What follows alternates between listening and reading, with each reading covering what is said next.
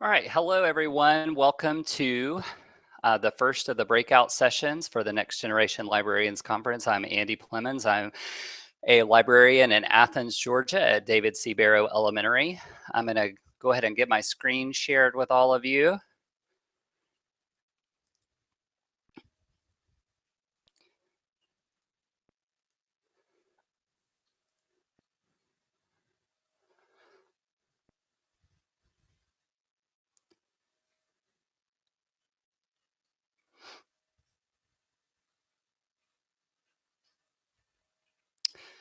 All right, so while we're waiting on this to load, I'm going to be talking to you kind of a continuation of what I talked about in the keynote, which was about empowering student voice. But I'm going to specifically focus on making, collaborating, and crowdsourcing and the culture that I've created within my library program.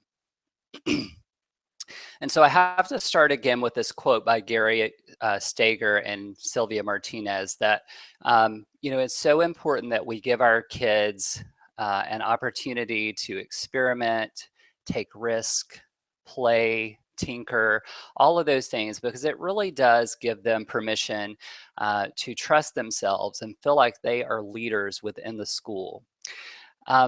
So many people right now are talking about maker spaces, and I love maker spaces. I have a maker space within my library, really working hard to develop that within our space. But to me, it's more than just a space, that it really is a culture in your school. I really don't think you have to have an actual maker space. Although it's nice to have, but that it's more important to think about the culture that making embraces. So for us, I do want to start by talking about some of those tools that we have in our makerspace and how they empower our students' voices. Because getting our 3D printer last year was a huge huge thing for us, and I really have seen how the 3D printer can give our students voice in the school. We got our 3D printer through Donors Choose, through MakerBot Academy. I posted a project into Donors Choose and had it funded overnight because there was funding that MakerBot and Donors Choose had kind of crowdsourced ahead of time to support these projects. And my school was actually the first one in the United States that got a 3D printer from the Donors Choose project, but it was because of Twitter. I saw it right on Twitter as soon as the announcement was made and got it posted into Donors Choose, and it was funded the next day. So I want to talk a little bit about projects that we've done with that 3D printer. One of them was a rocks and minerals project that we did with third graders. They were studying rocks and minerals as part of their regular standards. And then we did a Skype with a jewelry studio in downtown Athens called Aurum. They walked them through the whole process of how jewelry is designed. And then afterwards, the kids started looking at 3D modeling software and how they could design their own jewelry and their own gems that were cut like they would put in a piece of jewelry. And so we did that in SketchUp, and then they took those gems and 3D printed them. So there were all these unique designs of gems that the third graders created. I also had a cluster of kids. We do something called enrichment clusters at our school where once a week, everything in the school kind of stops for an hour and kids group across grade levels around common interest, and they really lead their own learning. They explored all kinds of things within this cluster, but 3D printing was one of the big ones. And they were using tools like Tinkercad and SketchUp and Blockify to create all kinds of different things. But one of the great things that came out of this is they were creating these things, especially with Blockify, was that we started sharing that outside of our walls. I tweeted about it. I did blog posts, of course. And so Blockify started communicating with us and really wanted to see what the kids were doing. It was a fairly new tool, and they were wanting to make it better for users and especially get it into schools. So we created this Google Doc that we shared with Blockify. And every Friday, the developers of Blockify knew that we would be using Blockify and adding things to our feedback document.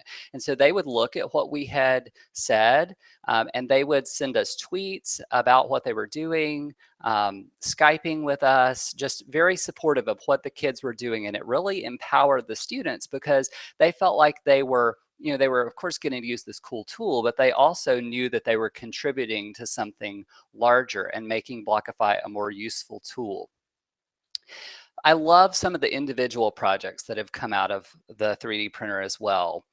This student in this picture was a student from a first grade class who, he knew we had a 3D printer and he kept driving his teacher crazy, asking when he could come and use the 3D printer. And she finally said, I have no idea what to do with the 3D printer, but he wants to do it and I'm going to send him to you. I said, well, send him on and tell me what you're working on. And they were working on animals at the time. So we, I talked to him about what animal he was learning about, and he wanted to learn more about cats. So he, of course, was doing some research about cats, but he ended up using Blockify to design his own cat to go along with his research project. And we 3D printed it. He loved it. Took it home, and then the coolest thing happened was that he worked with his family at home and he started painting his cat. So it became this project that gave him a voice, gave him something that he was really interested in, but also just naturally carried over to home as kind of a family activity. Cooper, I already talked about in the keynote, but I loved Cooper's excitement when he came to me at Meet the Teacher Night at the beginning of this year, because he was so excited about making a Skylander, his own Skylander, and he just needed somebody to show him a tool. And he didn't need to be taught how to use it. He just needed to be connected with a tool. And so when I showed him Tinkercad and got him set up using the library account, he just took off and he went home and spent forever working on this action figure that he created. So we just 3D printed it the other day and the arm fell off, which often happens. I mean, it's one of the things I love about the 3D printer is that there's so much failure, which, it can be frustrating, but, I don't look at failure as a frustration. I look at it, as a piece of the learning process. And so I took it to him. I said, here's what it looks like. The arm fell off. And now, this was a good first attempt. What are we going to do now? And so he said, well, I'm going to go in and start working on it some more and see if I can get it fixed where the arm doesn't fall off. And so now he's doing that, and he's going to come back to me when he has his new design. In third grade, we did, I love collaborating with my art teacher because she is just amazing and she integrates things into what the kids are doing in their classrooms. But we did this kinetic sculpture project where a piece of the project had to be 3D printed in order to become a part of their kinetic sculpture.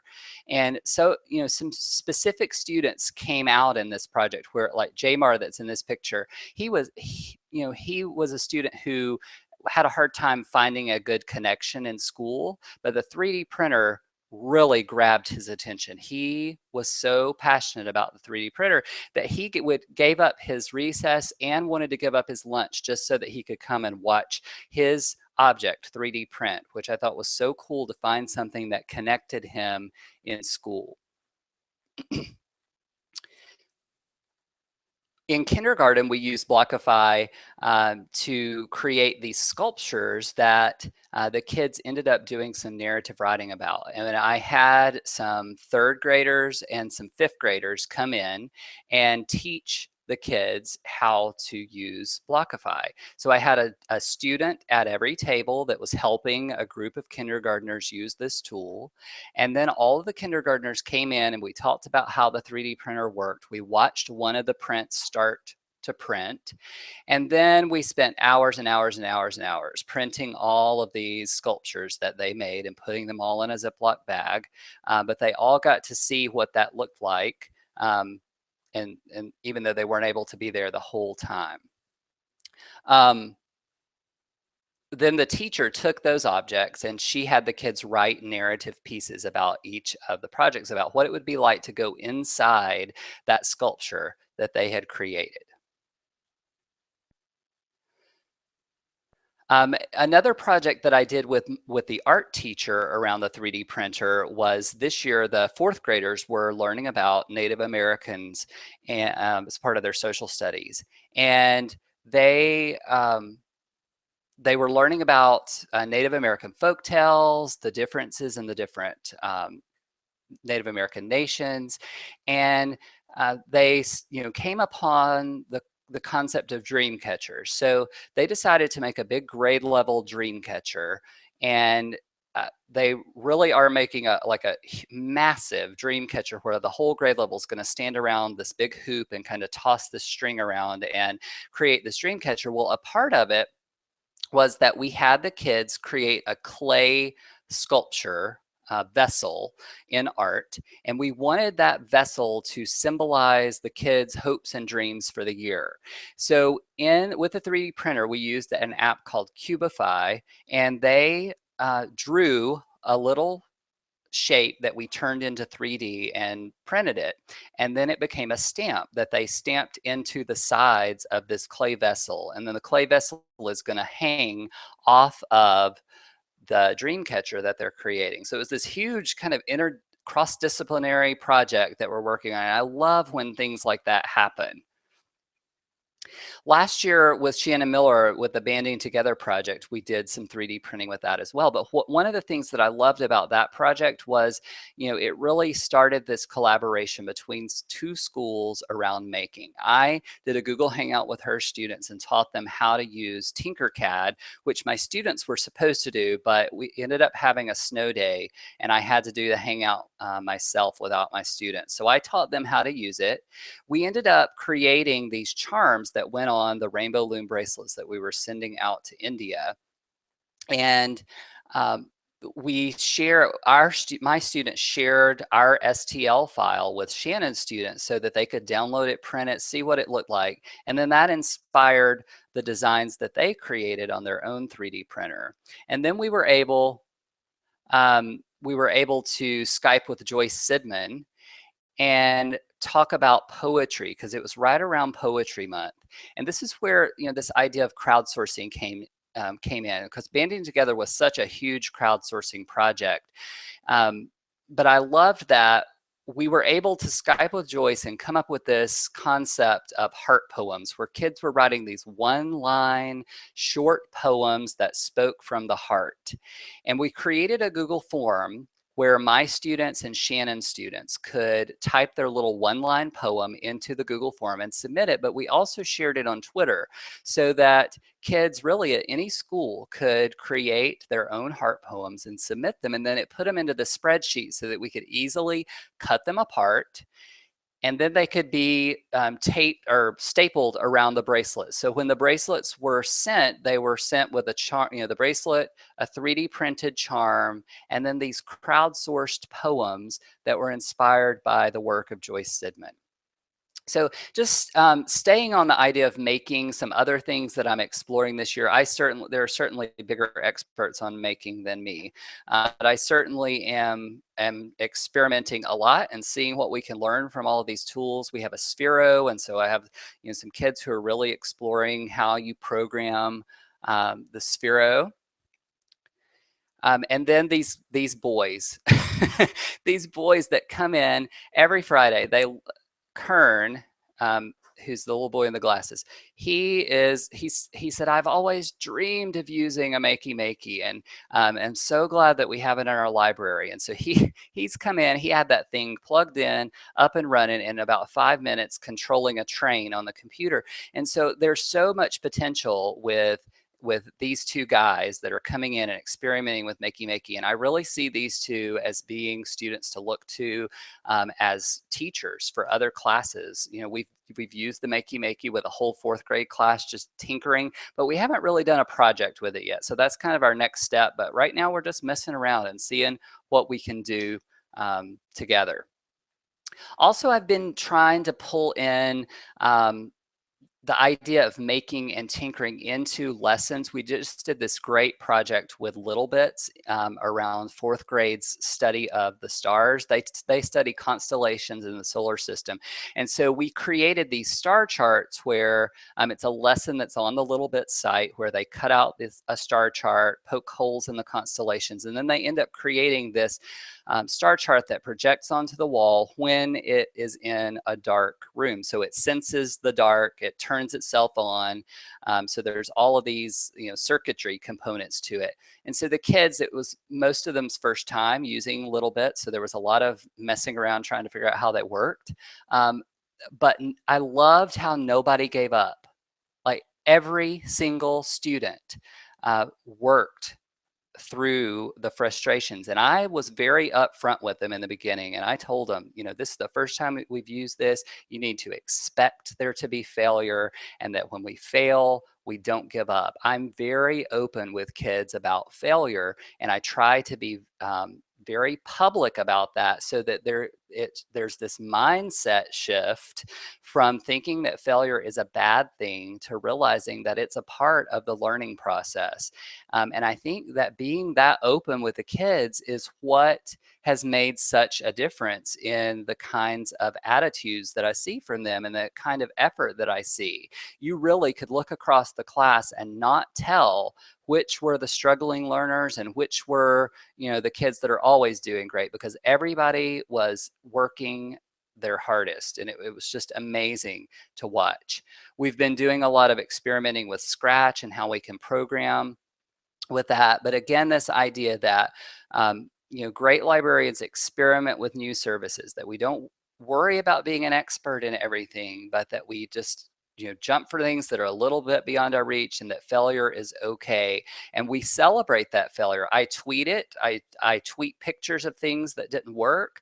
We save our failure in a box, and we save our success in a box, because when we kids love to dig through the failure box at the 3D printer, because they see all these things that didn't work and they think, okay, why didn't that work? And it helps them think about, now that I'm designing, I need to remember that chicken's wings weren't attached for this previous student, so I need to make sure that I push mine all the way in my 3D model that I'm designing. So I'm really starting to ask myself, how do we take this culture of creating beyond our walls? How do we take it out into our community? I'm starting to make some connections. We have a makerspace within our community called The Hatch. We also have a tech startup company called For Athens that kind of supports new technology groups. And so I'm trying to partner with them and have them come in and work with our students. But again, this idea that it's more than just a makerspace, that it's a culture of creating, of crowdsourcing, of sharing.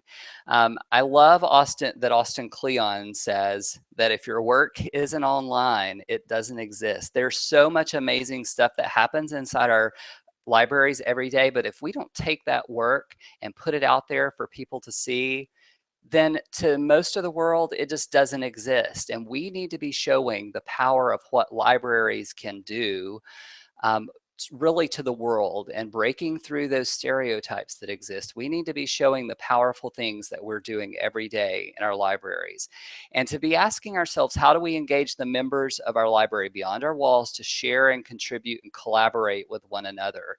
So I want to spend just a few minutes. I know we've got about 10 minutes left together to talk about some of the tools for crowdsourcing and collaborating. So, I've certainly love the makerspace idea, but I'm going to move away from that just a little bit now, because I think there's such power in taking these ideas of making and creating and moving them beyond our walls and working together. One of my favorite tools, and so many people see me talk about this, is Flipgrid. And it's just such an amazing tool. And I think it has such potential to join our student voices together across the world, because one of the biggest barriers to me in connecting with people is trying to line up our schedules so that we can all connect at the same time. And with something like Flipgrid, you don't have to connect at the same time. You can have a common goal between your two schools, and your students in their own time are contributing to this shared question. So if you don't know about Flipgrid, it's where you create a question and students have 90 seconds to answer with video. They answer this question. They can hold up work that they're working on. They can, they can talk. They can be off camera, on camera. There's all kinds of privacy settings that you can set within it. It is not a free tool. It's about $65 for a year. But to me, it's one of those tools that I use so much that I don't mind the fee. But it really is a tool, I think, that can bring so many voices together, not just within your own school, but beyond. This year, I used it for September 11th. Our fifth graders study September 11th, and we do this big day-long thing where they're learning about what the definition of heroes is, how we respond to tragedy, and then, of course, they also learn about the actual events of September 11th. But ahead of this day, I started sending out this Flipgrid to all of these people in my network, and asking them to share their memories of September 11th. And I had people like Sue Fitzgerald added to it, and Alyssa Malaspina, and Okal Miller, and so many wonderful librarians. Charlie Miller, that is one of the developers of Flipgrid, added his story. This class from the University of Georgia that we collaborate with added their voices to the Flipgrid. And so that day when we had our September 11th study, I already had all these memories of September 11th that were very personal connections and stories to share with the kids. And then at the close of the day, the kids were able to add their thoughts about September 11th too. And it's something that we could continue on beyond that day and have people continue to add to and share how we respond to tragedy and what heroes are and what our memories of September 11th are. And so I just loved that.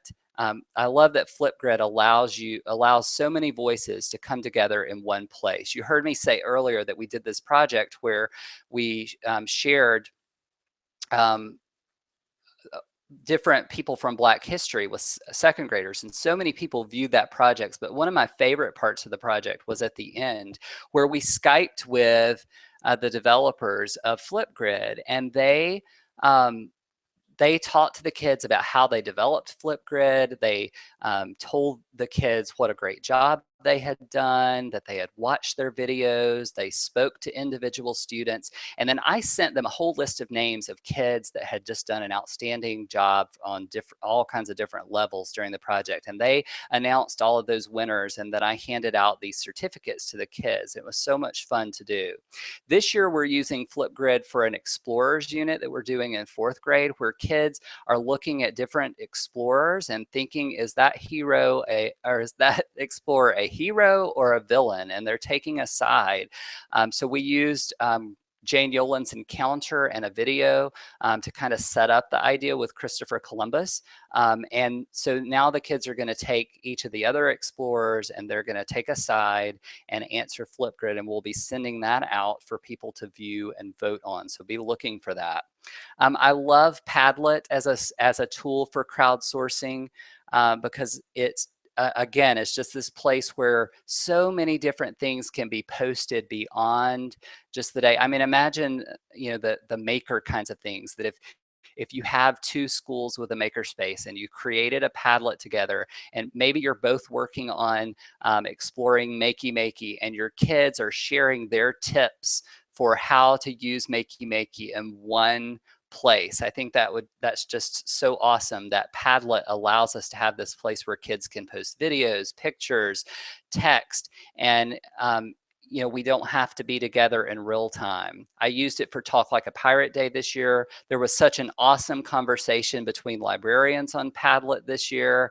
But I also love with Padlet that it can be so spontaneous. Our kindergartners were learning about the day and night sky, and they were spending time looking out our library windows and writing observations that they noticed about the sky. And I just started tweeting out the link to the Padlet so that other people could look at the sky and talk about where they were. We had, several other schools from Georgia that posted.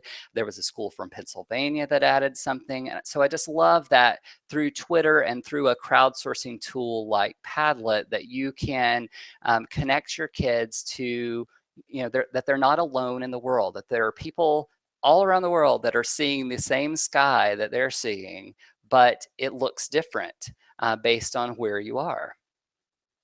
I know that in Texas, y'all have Sue Fitzgerald, and I called her the thinglink queen the other day. But I do want to mention thinglink because it is another, just such a great crowdsourcing tool, whether it's a tool, a project within your own school, or it's a project that you're working on with another school. Our second graders all created monster stories, and they all took pictures of their monster, and we all put all their monsters on one table and took a picture of them, and then linked their projects to each picture in the thinglink. We did the same thing with regions of Georgia, where we took a map of Georgia. Each little group made a project about a different part of Georgia, and then we linked their project into that region of Georgia so that people outside of our school could look at the map of Georgia and take a tour all around our state by watching the different videos that the second graders had made. We wrote a poem together using Google Forms, where I wrote this kind of stem of our library's not a quiet place. And so each piece of the poem was a different question in the form, so they could talk about what you could hear in the library, what you could see, what you could feel. And I took every submission from that poem, I took one thing from every submission and put it into a crowdsourced poem. And so that, again, something could be done within your own building to create something like this together, but also outside of your walls. You could create something like this with other libraries around the world. You heard me mention in the keynote that I do blogging with my kids, and rather than make all of them authors on my blog, I just set up a Google form and ask questions, and they submit their answers through the Google form, and I'm able to pull answers out of there and put it straight onto the blog. And then the survey, creating these surveys, I think, is such a great way to get crowdsourced information from your students. We do this book budgets every year. And so the students create this form with all these questions about what kinds of reading interests people have within our school. And they set out around the school with iPads. They ask the questions to especially the younger learners, and we email the link out to our older students, and they all give their input so that we have all of this data that we can mine through and figure out what are the things that people want to read about in our school. And we take those goals to meet with our vendors, and they buy books for the school based on those questions. Poetry is a huge thing at our school. We do this big event every year for Poetry Month called Poem in Your Pocket. And I think that's another great way to crowdsource poetry together, but also to share your voices beyond your wall. We have used Adobe Connect to broadcast our poetry sessions, but we also use Google Hangouts. So I'm not sure which one we're going to use this year, but I really want to think more about how we can connect more voices into our Poem in Your Pocket Day instead of it just being our student voices, because actually our students are so used to connecting now. Last year when we did it where we were just broadcasting and they weren't actually interacting with another school, they asked, why are we not Skyping with someone? So I really think that I'm going to have to step it up this year and make sure that with our Poem in Your Pocket this year that kids are able to connect with other places. Hangouts is such a great way to crowdsource. This year we did a hangout where we shared a Google Doc, and the kids were able to write a shared poem together. I did a little mini lesson. All of the other second grade classes tuned in from their own classrooms. You could do this with other schools. And we all shared a Google Doc and wrote a poem together, and then came back together and shared it at the end. But with a hangout, you can, just like we're doing with this, we could tweet the link out. People could watch the hangout and they could watch the Google Doc as it was being created. And so the kids were able to see we're published authors already. There are people already reading our work and listening to the work that we're creating. This year we used Google Draw during during Dot Day to create these wonderful dots with other schools through Google Hangouts and Google Drawing. I think Hangouts give us this great opportunity for our kids to make things like scratch projects and then connect with another school and present them through the screen share and then get feedback for one another, and also to offer each other readers advisory. So for November this year, I'll do a big picture book smackdown. I'm going to do it with like 5 or 6 other schools and some authors. And it's a time where it's a level playing field. The students along with the authors are for an hour are just talking about their favorite picture books, what they're about, what they loved about them, and really creating this thing together that lives on beyond the hangout, that we can watch this back and remember all of these favorite picture books that were recommended. Matthew Winter and Sherry Gitt created this wonderful Genius Con project last year where kids were around the country were thinking about what's something that you would change within your school and what would you do. And all the kids were creating these fascinating projects of things that they wanted to change in their school, and every student had something different. I partnered with the University of Georgia again, and they worked with students one-on-one, and then we were able to come together through a Google Hangout and share projects from Texas and from Maryland and from Indiana and from Georgia, and to talk about, even though we're all in these different places, we're all trying to create these projects that matter in our own spaces and create change in our schools. So I loved that these crowdsourcing tools were able to get our students' voices coming together around a common topic. This year, I'm trying to really focus on projects that matter. And in November, it's America Recycles Day. And so I'm really trying to get as many people as possible to have kids come together around recycling and the environment, and to think about their own schools, their own community, and develop a project that really matters in that setting. And on the week of November 10th through 14th to connect and to exchange problems. So my students would exchange our problem with you, and you would give us your problem, and we'll brainstorm for each other some possible next steps. And then maybe later on, we're able to come back to, maybe we'll use some of these tools like Flipgrid and Padlet and thinglink to crowdsource some of the stuff that we're creating along the way, and we can keep checking back in with each other. So if you go to bit.ly/America Recycles 14, you'll see the schedule that people have posted so far, and I invite you to find somebody to connect with and do a project that matters around the environment. We, as librarians, we really need to develop a willingness to step up for one another, to offer opportunities from our own schools, and to connect our students with the world. If you don't have a community yet of people, I invite you to join the Global Librarian, Global TL community that Joyce Valenza and I have started. It's a Google Plus group, and all you have to do is ask permission and we'll approve you right in, and you can start sharing your projects and finding connections. But let's spend some time making and collaborating and crowdsourcing together, and know that it's going to take lots, there's no one way. There are so many forms of collaboration out there, and it really takes several kinds to make it work, and it's really different for everybody. But it's amazing that we're in a time now where there are so many tools out there that connect us together and allow us to realize that we're not just in our own schools anymore, that we really can work together to create something awesome. So I thank you for letting me be with you today. I invite you to continue the conversation on Twitter.